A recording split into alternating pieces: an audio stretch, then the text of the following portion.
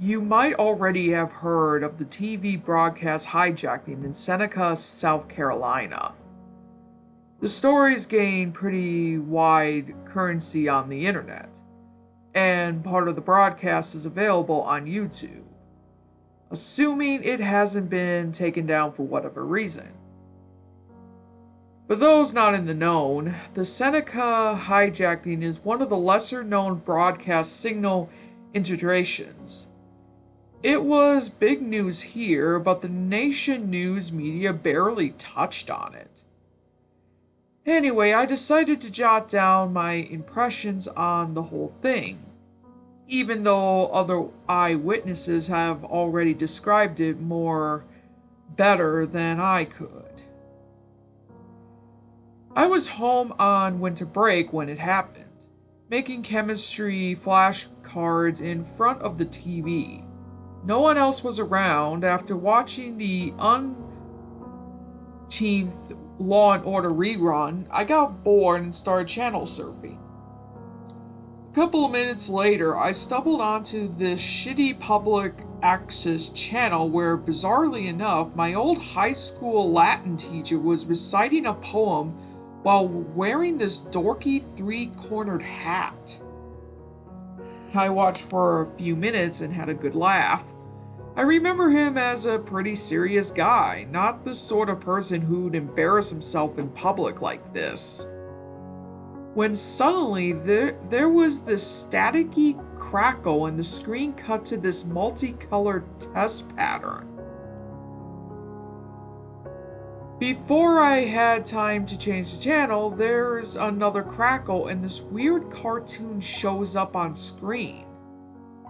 The animation style was detailed, but kind of jiggly and rough. It reminded me of those old anti-drug PSAs.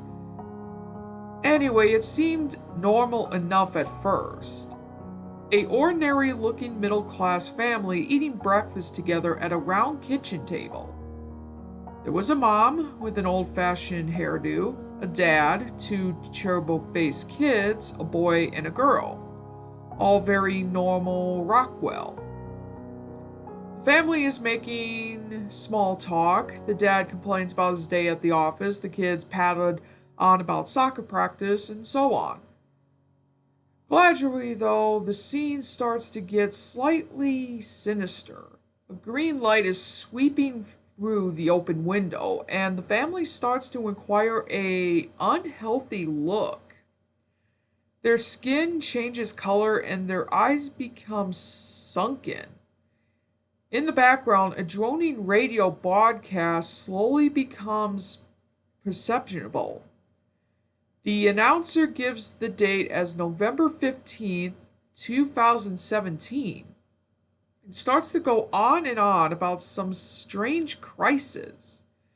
You can barely hear what he's saying. He says something about a green light, melting flesh, mutations, strange shapes emerging from the sea. Again and again, the phrase, "report to the nearest shelter immediately," is audible. Still, the family keeps eating breakfast as if nothing was happening. And here's where it gets really macabre. The family finish eating breakfast and the mom loads the kids into a minivan. By now they look really unhealthy. Their bodies are skeletally thin, the whites of their eyes are a sickly yellowish color, and their hair is dishevelled. The car drives through a landscape bathed in the green glow from before.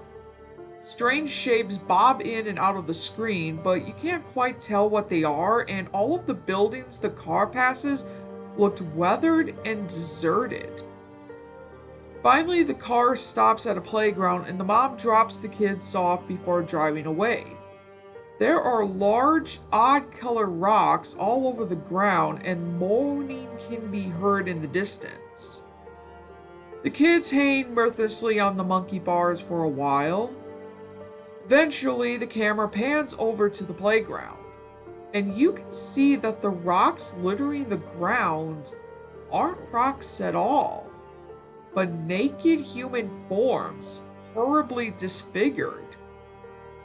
They seem to be either growing into or from the ground. I can't say which. And they are very much alive. Behind the monkey bars, a tree can be seen with a human face growing from the trunk. Its features are withering and contorted in agony. The scene suddenly shifts to a white-collar office where the children's father is souped over a desktop, typing away. His features are as sunken and diseased as that of the other family members, and the office is covered in a green glow. In the other cubicles, fleshless corpses sit upright at their desks, frozen in death.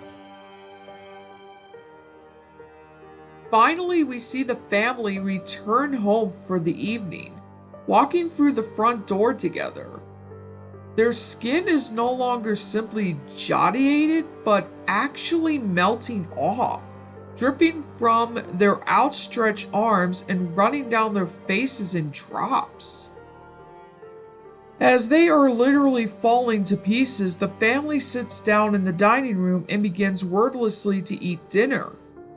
Their flesh becomes more and more amorphous, ribbons of skin dangling from their bodies like the tendrils of an octopus. I can barely describe it, but they somehow begin to merge with the chairs they are seated on. Or rather, their skin grows over them.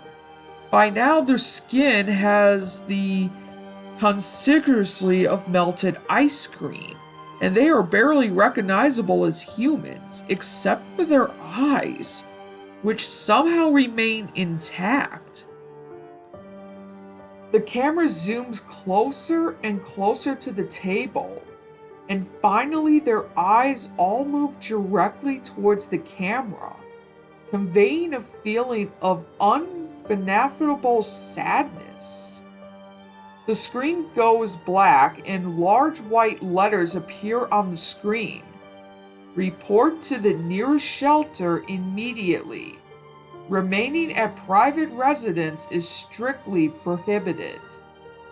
With that, the screen turned to static. I stared in stunned silence for a few minutes before the banal local channel switched back on. And that's all I know, really. I almost thought I was dreaming until the paper reported the story the next day. God knows what really happened. A ridiculously invalid prank? An ill-advised viral marketing campaign? Crazier parts of the internet have their own theories. You can look up the video yourself if you're morbidly curious.